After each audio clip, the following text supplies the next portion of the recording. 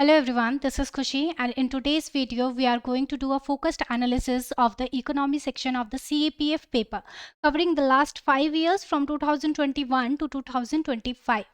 Now, before we begin, I want to make one thing very clear that this is not a question solving video. हम यहाँ पे previous year questions solve नहीं करेंगे, but instead the purpose of this analysis is to help you understand where the question are being asked, कहाँ से आपसे question पूछे जा रहे हैं, what is the level of the paper, आपके पेपर का लेवल क्या रहा है 2021 से 2025 में, क्या लेवल रहा है पेपर का, and which topics are repeated, basically repeated topics. तो ये है हमारा आज का ऑब्जेक्टिव एंड मोस्ट इम्पॉर्टेंटली हम क्या समझेंगे that how UPSC expects you to use these concepts in questions. So now without any further delay, let's start our today's session. So now let's start with the year-wise trend analysis of economic questions from 2021 to 2025. Now on this slide you can clearly see the number of questions asked from economy each year. So 2021 में आपसे कितने questions पूछे गए? 10 questions आपके economy subject से पूछे गए. Then in 2022 the number slightly dropped to कितना आ गया हमारा नंबर? 7 questions पूछे गए. 10 के बाद कितने questions? 7 questions आपसे पूछे गए. And again in 2023 it came back to around 10 questions. But if you notice 2024 and 2025 there is a clear jump.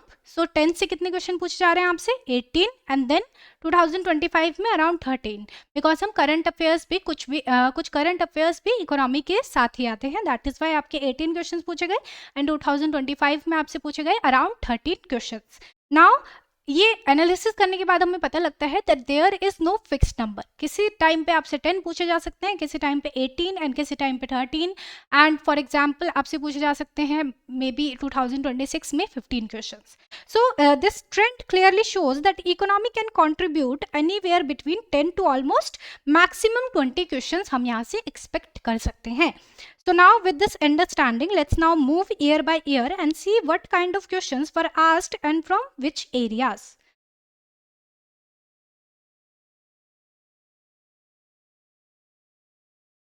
Okay, I hope now my screen is visible.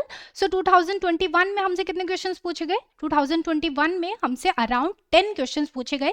Level क्या रहा पेपर का? Moderate to difficult हमारा paper का level रहा. Strong dependence कहाँ से question हमारे आए? NCERT micro and NCERT macro economics से आपके क्वेश्चंस आए. नाउ फॉर एग्जाम्पल कैसे क्वेश्चंस आपसे पूछे गए? प्रोडक्शन पॉसिबिलिटी फ्रंटियर, जिसको हम बोलते हैं प्रोडक्शन पॉसिबिलिटी कर्व, वहां से आपका कॉन्सेप्चुअल क्वेश्चन पूछा गया. कॉन्सेप्ट्स अगर आपके क्लियर हैं देन आप ये आंसर कर सकते हैं. सो माइक्रो इकोनॉमिक्स का आपका टॉपिक है. देन इलास्टिसिटी ऑफ डिमांड से आपसे क्वेश्चन पूछा जा रहा है, बेसिकली प्राइस इलास्टिसिटी से. अगेन माइक्रो इकोनॉमिक्स का आपका टॉपिक है. प्राइस इलास्टिसिटी से आपको क्वेश्चन पूछा गया, that means now elasticity of demand आपका इंपॉर्टेंट टॉपिक बन जाता है. सो आप क्या कवर करेंगे? Price elasticity, income elasticity and cross elasticity भी आप कवर करके जाएंगे. देन आपसे पूछा जा रहा है ऑटोमेटिक स्टेबलाइजर. सो ये आपका मैक्रो इकोनॉमिक्स का टॉपिक है, that is class 11th macroeconomics. Then we have employment and unemployment. Basically आपको ये क्वेश्चन सॉल्व करने के लिए क्या पता होना चाहिए? अनएम्प्लॉयमेंट के types, rate, employment rate and full employment से आपका क्वेश्चन ये पूछा गया था. देन इसके लिए हमें कौन सा चैप्टर पढ़ना है? मैक्रो इकोनॉमिक्स में अनएम्प्लॉयमेंट चैप्टर अगर हमने पढ़ा होता then we can answer this question. Then we have inflationary gap, again macroeconomics. Then we have organised versus unorganised sector.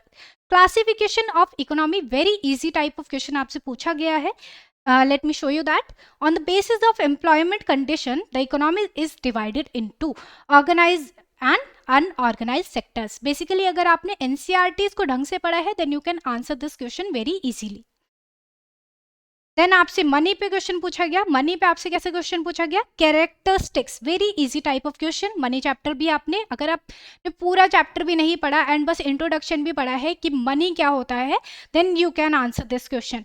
Then we have some topics from NCERT economics 9th class, that is minimum support price and this. तो हमें 9th class के NCERT के कुछ topics भी cover करने हैं. Then we have current affairs में से एक क्वेश्चन आपको पूछा गया, that is gross value added of the service sector. So आपसे करंट अफेयर्स से जो वेटेज थी 2021 में वो कम थी. Now Let's look at actual questions from 2021 to understand how these concepts were converted into questions. जितने भी हमने concepts पढ़े उनको question में convert कैसे किया गया. Now first question पे अगर हम आ जाते हैं, now look at the unemployment related question.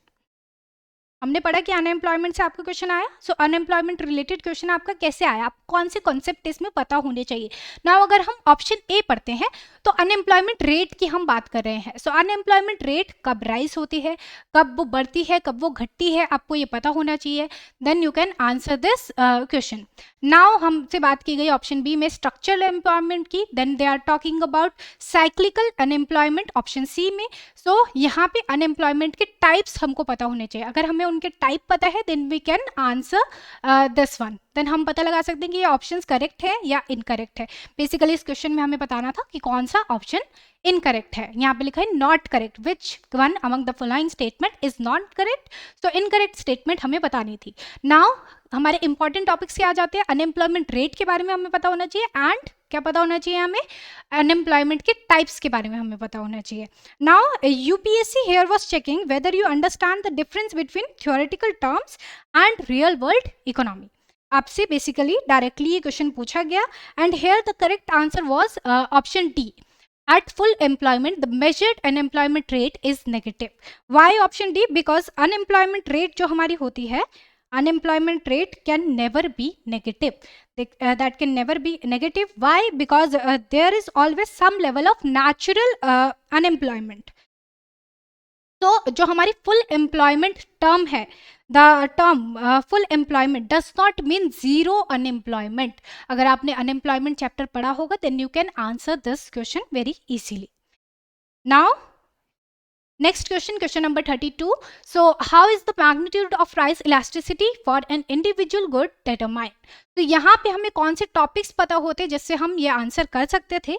वो टॉपिक आपके थे नेसेसिटी और luxury. So basically nature of goods से आपका ये स्टेटमेंट बताया गया. अगर आपको नेचर ऑफ गुड्स पता है, नेसेसिटी गुड्स में क्या होता है, लक्जरी गुड्स में क्या होता है, then you can answer this one.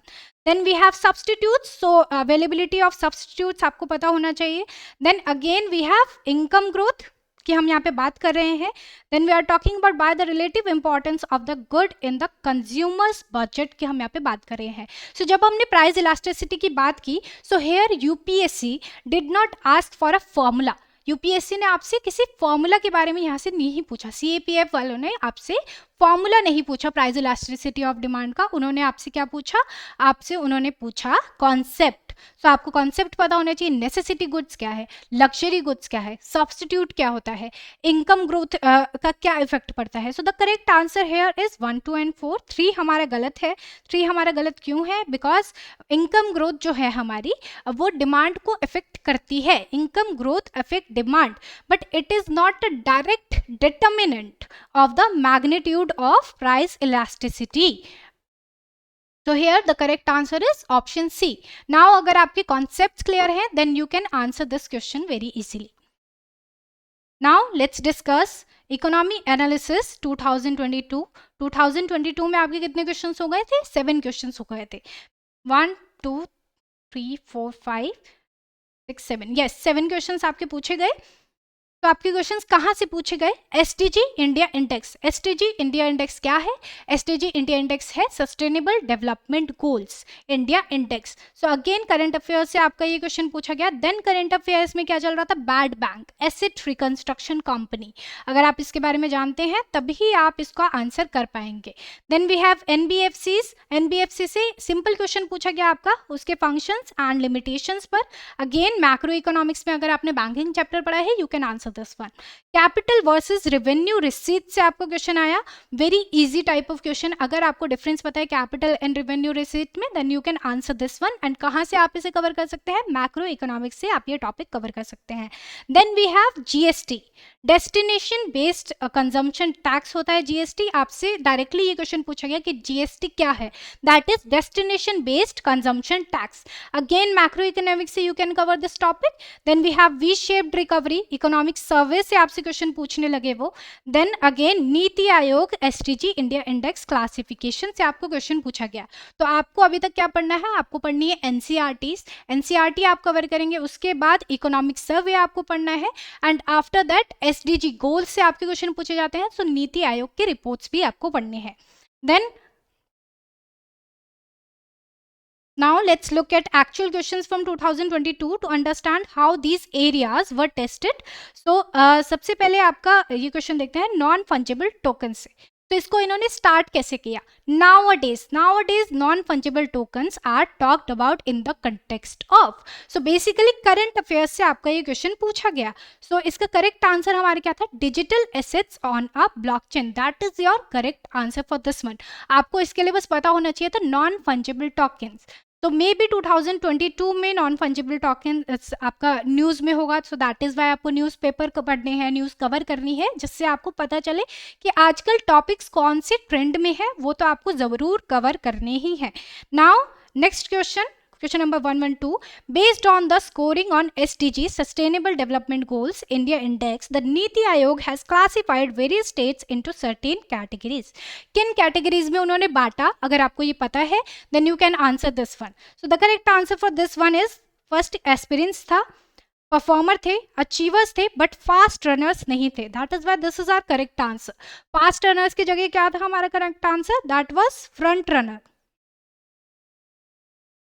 Now here उन्होंने आपको जल्दी जल्दी में आप ये मिस कर दे कॉन्सेप्ट कि फास्ट रनर में भी आप सिर्फ रनर पे ध्यान दे एंड फास्ट रनर पे ध्यान ना दे, और आपको लगे कि ये भी आता है एंड कोई गलत ऑप्शन आप टिक कर दे। तो दैट इज वाई आपको फंसाने के लिए ऑप्शन दिया गया, but the correct answer for this one is front runner, not fast runner. Now let's discuss this one. Question number 109. The proceeds from disinvestment are included as. Now here आपको कौन से topics पता होने चाहिए, capital receipts and revenue receipts. अगर आपको इन दोनों में डिफरेंस पता है then you can answer this one. The correct answer for this one is option C. Now let's move to CAPF economic questions of 2023.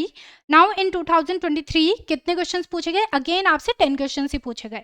तो 2023 में अगेन 10 क्वेश्चंस पूछे गए। लेवल क्या रहा, मॉडरेट टू डिफिकल्ट लेवल रहा, एंड फोकस कहाँ रहा, ऑफ कोर्स हमारे एनसीईआरटी से क्वेश्चंस पूछे जाते हैं, बट कुछ न्यू रिपोर्ट्स थी, और we can say that 5 year plan से आपके क्वेश्चन पूछे गए, सेकेंड 5 ईयर प्लान से आपको क्वेश्चन पूछा गया। सो अगेन आपको एक न्यू टॉपिक मिल जाता है जो आपको कवर करना है। सो आपसे पूछा गया स्टैट्यूटरी लिक्विडिटी रेशियो, अगेन आपका एनसीईआरटी में कवर हो रहा है। कैश रिजर्व रेशियो, दोनों ही आपके एनसीईआरटी में मनी एंड बैंकिंग चैप्टर में कवर हो जाते हैं। Then we have paradox of thrift, fiscal deficit, again आपका मैक्रो इकोनॉमिक्स में ये कवर होते हैं। Income determinants, open economy. So macroeconomics आपके बहुत सारे टॉपिक्स और वी कैन से सीएपीएफ में जितने क्वेश्चंस आते हैं वो कवर करती है। Then we have BOP, BOT, ये क्या है, balance of payment and balance of trade. तो अगेन आपका एनसीईआरटी से कवर होगा। देन आपसे पूछा गया रिवेन्यू एक्सपेंडिचर, पहले 2022 में हमने किसकी बात की, capital receipt and revenue receipt की। देन रिवेन्यू एक्सपेंडिचर से क्वेश्चन आया, बट कहाँ से आया, करंट अफेयर को उन्होंने इसके साथ मिक्स किया। यूनियन बजट 2022 एंड 2023 से आपका ये क्वेश्चन पूछा गया, union budget 2022 and 23। So basically हमें एक न्यू टॉपिक मिल जाते हैं, 5 ईयर प्लान नाउ हमको पढ़ने हैं, एंड यूनियन बजट भी हमको कवर करना है, बिकॉज वहाँ से भी हमारे क्वेश्चन पूछे जा रहे हैं। Then we have measures of adequacy of reserves, again कहाँ से पूछा गया, इकोनॉमिक सर्वे से। तो एनसीईआरटी, नीति आयोग की reports, 5 year plans and union budget and economic survey. Then we have GDP, again कौन से टॉपिक से आता है, नेशनल इनकम अकाउंटिंग से आपका क्वेश्चन पूछा गया, अगेन इकोनॉमिक सर्वे से आपको क्वेश्चन देखने को मिलता है, that is high frequency indicators. Now let's look at specific questions from 2023 to see how these concepts were actually tested in the paper. तो यहाँ पे मैंने 2 क्वेश्चंस रखे हैं 2023 से, जिससे आपको पता लगेगा कि क्वेश्चन आपसे कैसे पूछे जाते हैं। सो फर्स्ट क्वेश्चन में हमें कहाँ से पूछा गया क्वेश्चन, पैराडॉक्स ऑफ थ्रिफ्ट से आपका ये क्वेश्चन पूछा जा रहा है। आपसे बोला जा रहा है if all the people of the economy increase the proportion of income they save, the total value of savings in the economy will either decrease और रिमेन अनचेंज्ड। इस फिनोमिनन को क्या बोलते हैं? नाउ अगर आपने मैक्रो इकोनॉमिक्स पढ़ी होगी तो आपको पता होगा the correct answer for this one is paradox of thrift. Paradox of thrift is our correct answer here. Now question number 28 अगर हम पढ़ते हैं, आपसे कहां से पूछा जा रहा है ये, जीडीपी एंड नेशनल इनकम से आपका ये टॉपिक क्वेश्चन पूछा जा रहा है। Now they are asking suppose an Indian citizen makes an investment abroad and earns a positive return on her investment, which of the following is correct? तो यहाँ पे वो क्या चेक कर रहे हैं, दे आर चेकिंग कि आपको डिफरेंस पता है या नहीं, difference between GDP and national income. This is again we can say that foundational NCERT concept है। यहाँ पे आपको करंट अफेयर अगर नहीं भी पता है तो भी चलेगा, क्योंकि आपका एनसीईआरटी से डायरेक्ट क्वेश्चन पूछा जा रहा है। सो अगर आपके कॉन्सेप्ट क्लियर है, you can answer this one very easily. तो now here the correct answer क्या होगा हमारा, जीडीपी क्या होता है हमें पता होना चाहिए। GDP is about production with national borders, with in national borders. जो भी हम नेशनल बॉर्डर्स में प्रोड्यूस कर रहे हैं वो हमारा जीडीपी में जाता है। एंड नेशनल इनकम क्या है, नेशनल इनकम फोकस करती है on income earned by citizens irrespective of location, कि वो कहाँ पे उनकी लोकेशन है उससे फर्क नहीं पड़ता, हमारे सिटीजन है या नहीं उससे फर्क पड़ता है। सो यहाँ पे आपको पता होना चाहिए था the difference between GDP versus national income. अगर आपको ये पता है then you can answer this question very easily. Now 2024 economy analysis 2024।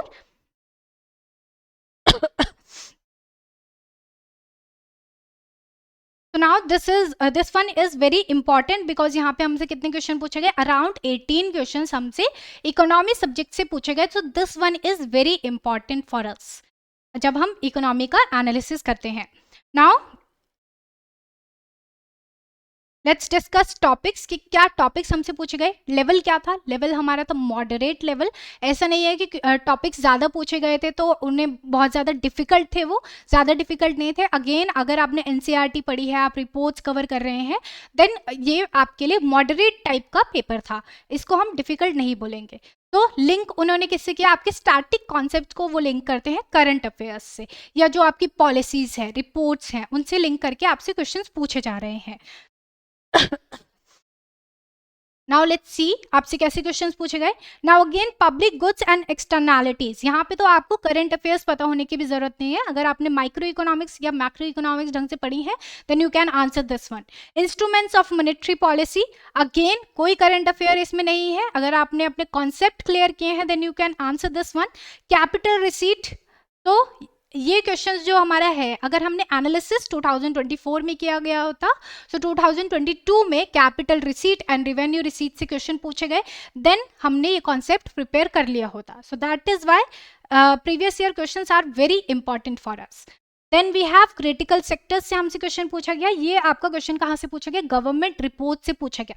So government reports भी हमारे लिए उतनी ही इंपॉर्टेंट है जितना बाकी economic survey and union budget. Then we have tax incidence and elasticity. Now पढ़ के ही आपको पता लग रहा है कि elasticity से, माइक्रो इकोनॉमिक्स में elasticity से क्वेश्चंस आपसे पूछे जाते हैं। That is why elasticity topic ऐसा टॉपिक है जिसको हम इंक्लूड नहीं करके जा सकते अपने एग्जाम में। Then we have sources of revenue. Again कहाँ से पूछा गया, बजट 2023-2024। सो ऊपर क्या पूछा गया था हमसे, रेवेन्यू एक्सपेंडिचर से क्वेश्चन आया था। देन किससे आया, सोर्सेज ऑफ रेवेन्यू से आया, बजट में से, budget 2023 and 24। Then we have this domestic debit card, ये उस टाइम पे न्यूज़ में था 2024 में। दैट इज वाई आपसे यहाँ से क्वेश्चन पूछा गया। That is why newspapers are very very important for our preparation. Newspaper हमें पढ़ने हैं, करंट अफेयर्स हमें पता होना चाहिए कि हमारे अराउंड इकोनॉमी में चल क्या रहा है, या जो भी टर्म्स जो न्यू आ रही हैं वो हमारे लिए इंपॉर्टेंट है। सो डोमेस्टिक डेबिट कार्ड पे हमसे पूछा गया। Then we have finance commission reports पे आपके क्वेश्चंस आने लगे। Wait a second, yes, finance commission report से आपके क्वेश्चन पूछे जाने लगे। तो 14th and 15th finance commission report से आपका क्वेश्चन आया। देन हेल्थ इंडिकेटर्स जो कि आपका कवर करता है national family health survey survey 4 and सर्वे 5 से आपको क्वेश्चन पूछा गया। सो हमारे लिए एक और इंपॉर्टेंट चीज क्या हो जाती है, national family health survey important है। देन अगेन आपका फाइनेंस कमीशन रिपोर्ट, आपसे इस बार क्वेश्चन किस पे पूछा गया, that percentage weightage to forest and ecology कितना था, ये आपसे पूछा गया। Then we have national logistics policy. So PIB and government reports again हमारे लिए important हो जाती है कि हम PIB and government reports भी पढ़ें। Then again आपको क्वेश्चन आता है फाइनेंस कमीशन रिपोर्ट से, 14th फाइनेंस कमीशन रिपोर्ट से आपका क्वेश्चन पूछा गया। Then NEP is very important, आप अपनी NCERT में पढ़ते हैं। NEP बेसिकली क्या है, LPG रिफॉर्म्स जो आपने पढ़े होंगे, that is very important and आपकी NCERT का ही पार्ट है, LPG reforms. Then we have core inflation topic, again आपका NCERT का टॉपिक है। Then we have this Plowden report on budgeting, foreign report से आपको क्वेश्चन पूछा गया, गवर्नमेंट रिपोर्ट्स, फॉरेन रिपोर्ट्स अगर आप पढ़ते हैं then you can answer this question. Then again थोड़े करंट अफेयर बेस्ड क्वेश्चंस थे, प्रधानमंत्री मुद्रा योजना, PIB एंड गवर्नमेंट रिपोर्ट्स अगर आप पढ़ रहे हैं साइड बाय साइड अपनी प्रिपरेशन में, सो वो आपको हेल्प करेगा आपके पेपर में। Then we have national monetisation pipeline, so NITI Aayog की ये रिपोर्ट है, जैसा कि हमने पहले एनालिसिस किया। सो नीति आयोग की रिपोर्ट्स ऑलरेडी हमारे लिए इंपॉर्टेंट है। सो 2024 का एनालिसिस करके हमें अभी तक क्या पता लगता है, दैट NCERT आपके लिए इंपॉर्टेंट है। NCERT 11th class 12th class micro economics, macro economics अभी तक आपके लिए इंपॉर्टेंट है। देन और क्या इंपॉर्टेंट है, यूनियन बजट आपका इंपॉर्टेंट है। ऑल्सो और क्या टॉपिक आ जाते हैं आपके, PIB आ जाता है। And then we have economic survey भी हमारा ऐसी चीज़ है जो हम अपने एग्जाम में छोड़ के नहीं जा सकते हैं। देन न्यू चीज़ें हमें 2024 में देखने को मिलती हैं, that is finance commission report and government reports. Now let's look at some representative questions from CAPF 2024. तो हमसे कहाँ से क्वेश्चन पूछा गया, new economic policy. They are asking what were the main reforms under wait a second, what were the main reforms undertaken under the new economic policy of the early 1990s. तो LPG reforms हमारे क्या थे, liberalisation, privatisation and globalisation. So जब आप पहले दो statements को पढ़ेंगे, ट्रेड लिबरलाइजेशन ये कवर होगा। Then we have public sector disinvestment, so इससे हमारा क्या हो रहा है, प्राइवेटाइजेशन। तो again this is our correct answer. तो थर्ड क्या है, poverty alleviation. Then we have rapid industrialisation. तो ये दोनों हमारे LPG रिफॉर्म्स का पार्ट नहीं है, बट रिफॉर्म से जो होगा, जो रिजल्ट आएगा उसका पार्ट है। सो the correct answer here is 1 and 2, that is your correct answer. Now let's discuss question number 104। Now ये क्वेश्चन आपको कहाँ से आता है, फाइनेंस कमीशन रिपोर्ट से आता है। So basically they are asking, population of the year 2011 was first introduced in the tax devolution formula for sharing union tax revenue with the states by, कौन सी रिपोर्ट वो थी। So the correct answer here is 14th finance commission. 14th finance commission is your correct answer. अगर आप अपनी finance commission reports पढ़ रहे हैं then you can answer this question. Now let's discuss this one. Consider the following statements regarding instruments of monetary policy. Now they are talking about instruments of monetary policy. So यहाँ पे money supply की हम यहाँ पे बात कर रहे हैं। अगर आपने अपना NCERT का चैप्टर पढ़ा है, that is money and banking, then you can answer this one very easily. तो हमसे कहाँ से ये क्वेश्चन पूछा गया, मॉनेटरी पॉलिसी इंस्ट्रूमेंट से हमसे ये क्वेश्चन पूछा जा रहा है। तो बेसिकली ये क्वेश्चन आपका टेस्ट क्या कर रहा है, it tested whether you understand the direction of impact on money supply. Because हम हर जगह कहाँ पे बात कर रहे हैं, इंक्रीज करेगा मनी सप्लाई, डिक्रीज करेगा मनी सप्लाई। सो मनी सप्लाई पे इम्पैक्ट क्या होगा उसकी हम यहाँ पे बात कर रहे हैं। So let's discuss this one. So ये क्वेश्चन क्या चेक करता है, that increasing here your let's discuss this one. Here you are expected to know that, कि आपको क्या पता होना चाहिए, दैट जब हम बैक रेट इंक्रीज करते हैं सो वो रिड्यूस करता है मनी सप्लाई। अगर आपको ये पता है then you can answer this one. And also और क्या टॉपिक्स हैं, दैट ओपन मार्केट परचेज जो हमारी होती हैं, ओपन मार्केट परचेज इंक्रीज करती है हमारी लिक्विडिटी को। अगर आप money supply money and banking chapter पढ़ रहे हैं then you can answer this one. Also increasing CRR, we are talking about cash reserve ratio here, so increasing CRR reduces lending capacity, ये भी आपको पता होना चाहिए इस क्वेश्चन को सॉल्व करने के लिए। सो द करेक्ट अप्रोच जो हमारी रहेगी कि आप मनी एंड बैंकिंग चैप्टर पहले पढ़ रहे हैं, देन आप रिलेट करने की कोशिश कीजिए, then try to solve this question. तो अगर आपके कॉन्सेप्ट्स क्लियर हैं, आपको इसमें करंट अफेयर्स भी नहीं चाहिए, आपको सिर्फ कॉन्सेप्ट के बेस पे इस क्वेश्चन को सॉल्व करना है।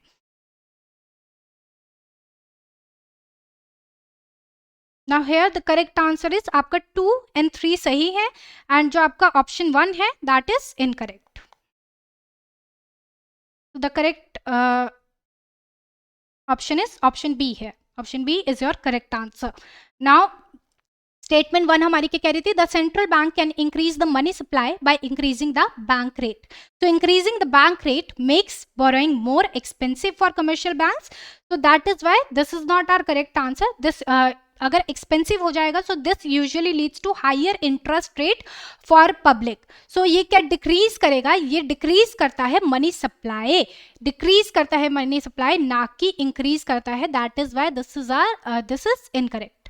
Now let's come to CAPF analysis 2025 and particularly economy analysis 2025। तो 2025 में इकोनॉमी सेक्शन जो हमारा आया था रिलेटिवली टफ आया था। लास्ट ईयर की हम यहाँ पे बात कर रहे हैं। सो हमने अभी तक 2021 से 2024 तक डिस्कस किया। जब हम 2025 की बात करते हैं तो रिलेटिवली थोड़ा टफ लगा, एंड जो एप्लीकेशन बेस्ड क्वेश्चंस थे वो थोड़े ज़्यादा थे, एंड क्वेश्चंस को लिंक किया गया, थ्योरी को लिंक किया गया करंट अफेयर्स से। तो लेट्स सी कि आपसे किन टॉपिक से क्वेश्चन पूछे गए। सो टॉपिक क्या थे, income elasticity of demand. Now हमने 2021 में क्या बोला कि आपको इलास्टिसिटी ऑफ डिमांड देख के प्राइस इलास्टिसिटी ऑफ डिमांड से आपको क्वेश्चन पूछा गया। दैट डजंट मीन कि आप सिर्फ प्राइस इलास्टिसिटी ऑफ डिमांड ही कवर करेंगे। आपने देखा इलास्टिसिटी ऑफ डिमांड से क्वेश्चन पूछा गया तो आप प्राइस इलास्टिसिटी कवर करेंगे, आप इनकम इलास्टिसिटी कवर करेंगे, एंड आप क्रॉस इलास्टिसिटी भी कवर करेंगे। So that is why again यहाँ पे 2025 में इलास्टिसिटी ऑफ डिमांड से क्वेश्चन पूछा गया, and specifically income elasticity of demand से क्वेश्चन पूछा गया। देन इन्होंने एक स्टैटिक टाइप का क्वेश्चन पूछा आपसे, ऑथर एंड उनके बुक दे रखे थे कि बुक किसने लिखी है, एंड आपको मैचिंग करना था। वेरी इजी अगर आपको वो याद हो तो। Then they were asking 4 engines of development. Again ये क्वेश्चन आपका कहाँ से आता है, यूनियन बजट 2025-26 से ये क्वेश्चन आपका पूछा गया। सो हम ऑलरेडी डिस्कस कर चुके हैं दैट बजट हमारे लिए इंपॉर्टेंट है कवर करके जाना। Then we have India service export. So PIB से आपका ये क्वेश्चन पूछा गया। Then they were asking central government expenditure. तो सेंट्रल गवर्नमेंट एक्सपेंडिचर यहाँ पे पूछा गया है बजट से।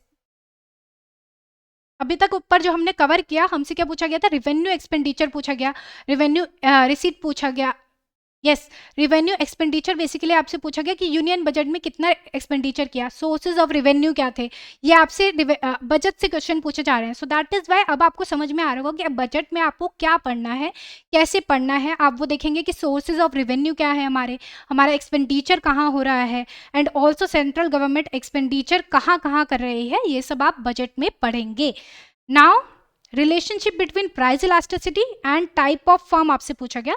टाइप ऑफ फर्म बेसिकली आपके कुछ टाइप्स होते हैं, लाइक परफेक्ट कंपटीशन हो गया, आपका मोनोपोली हो गया, मोनोपोलिस्टिक हो गया, ओलिगोपोली हो गया। सो that is type of firm, ये सब आपको कवर करके जाना है। देन यू हैव दिस प्रधानमंत्री किसान संपदा योजना। सो जितनी भी स्कीम्स हैं वो भी आपको कवर करनी है।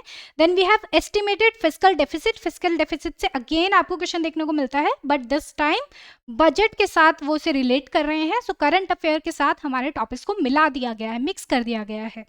Then we have comparative advantage theory.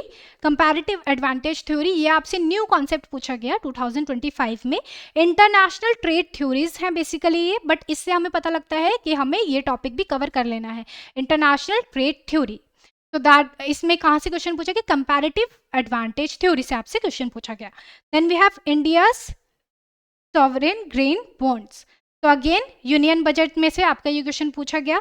Then G20 उस टाइम न्यूज में था, सो करंट अफेयर्स से आपका क्वेश्चन पूछा गया, दैट इज वाई न्यूज़पेपर पढ़ना आपके लिए बहुत ही इंपॉर्टेंट हो जाता है।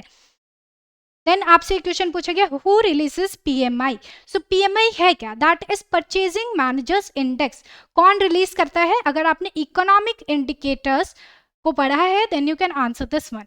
देन आपसे अगेन एक रैंडम क्वेश्चन पूछा जाता है, और वी कैन से कि न्यू क्वेश्चन पूछा जाता है जिससे अभी तक क्वेश्चन नहीं पूछा जा रहा था। तो फर्स्ट हमारे क्या था, इंटरनेशनल ट्रेड थ्योरी, ये हमारा न्यू कॉन्सेप्ट आया। देन हमसे न्यू लेबर कोड से क्वेश्चन पूछा गया, बट ये आपसे क्यों पूछा गया, बिकॉज कोड एंड वेजेस अभी 2019 में आया था, तो आपसे ये सिंपल क्वेश्चन पूछ लिया गया। दैट इज वाई आपको पता होना चाहिए कि हमारे आसपास इकोनॉमी में चल क्या रहा है। तो दैट इज वाई जो हमारे न्यूज़पेपर हैं वो हमारी प्रिपरेशन के लिए बहुत ही इंपॉर्टेंट है। करंट अफेयर्स तो आपको पता होने ही चाहिए। Now let's look at few questions from CAPF 2025। तो हेयर सबसे पहले हम मैचिंग के क्वेश्चन को देखते हैं कि मैचिंग के क्वेश्चन में हमसे क्या पूछा जा रहा है। सो यहाँ पे हम बात कर रहे हैं थिंकर्स की एंड जो उन्होंने बुक्स लिखी हैं। तो अगर आपने ये पढ़ा है then you can answer this one, and अगर आपने नहीं पढ़ा है तो आप इसका आंसर नहीं कर पाएंगे अगर आपको उनके बुक्स के बारे में नहीं पता है। तो ये ऐसा क्वेश्चन है या तो आपको आता है या आपको नहीं आता है। Now let's discuss this one, income elasticity से जो आपका क्वेश्चन पूछा गया है। तो हेयर जब हम नेसेसिटी की बात करते हैं, नेसेसिटी गुड्स की बात करते हैं, सो फॉर नेसेसिटी क्या होते हैं, नेसेसिटी गुड्स क्या होते हैं, जो हमारा फूड होता है, फूड शेल्टर से रिलेटेड जो भी होता है वो हमारे नेसेसिटी गुड्स हैं। तो लाइक फूड, जब आपकी इनकम इंक्रीज होगी, इनकम इंक्रीज होगी तो आप नेसेसिटी गुड्स पर ज़्यादा खर्च करेंगे, you spend more on them, necessity goods पे ज़्यादा खर्च करेंगे। फूड बेसिकली फूड की क्वालिटी को बढ़ाएंगे। बेसिकली अगर आप इन्फीरियर गुड्स यूज़ करते हैं तो आप ट्राई करेंगे कि हम अच्छे टाइप के गुड्स यूज़ करें, तो आप अपना एक्सपेंडिचर अपने नेसेसिटीज़ पे बढ़ाते हैं। But here the percentage increase is less than the percentage increase in income, जितनी इनकम होगी उतने ही इंक्रीज कर पाएंगे। Then we have this luxury goods, अब हम लग्जरी गुड्स की बात कर रहे हैं। नाउ फॉर लग्जरी गुड्स क्या होता है, luxury goods a small increase in income, अगर इनकम में थोड़ा सा भी इंक्रीज आया है this leads too much larger proportion increase in demand, लोग ज्यादा डिमांड करने लग जाते हैं। तो लग्जरी गुड्स को हम किससे बोल सकते हैं, ग्रेटर देन वन, और we can say more than one. So luxury goods को किससे मैच करेंगे, मोर देन वन से, एंड नेसेसिटी गुड्स को बिटवीन 0 एंड 1, एंड बचता हमारा क्या है, inferior goods. Now for inferior goods, inferior goods क्या है, लो क्वालिटी गुड्स हैं। सो अगर हमारी इनकम इलास्टिसिटी नेगेटिव है, इनकम इलास्टिसिटी अगर हमारी नेगेटिव है, तो here as people gate richer, अगर उनकी इनकम इंक्रीज होती है दे स्टॉप बाइंग, वो इंफीरियर गुड्स को नहीं खरीदेंगे एंड स्विच कर जाएंगे सुपीरियर गुड्स पे। तो दैट इज वाई जो हमारे इंफीरियर गुड्स हैं उनको हम किससे मैच करेंगे, that is greater than 0, more than 0। So the correct answer for this one is option C, 1 and 2।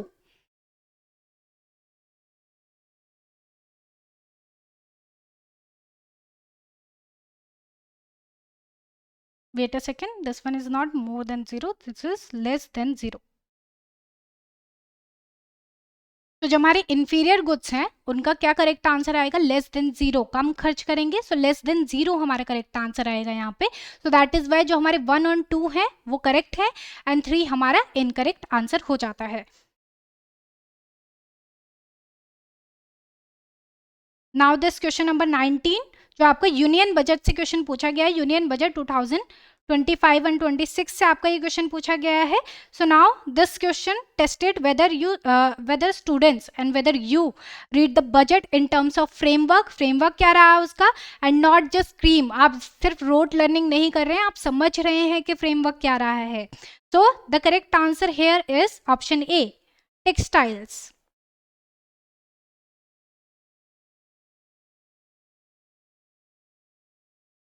Now let's conclude this, wait a second, yes,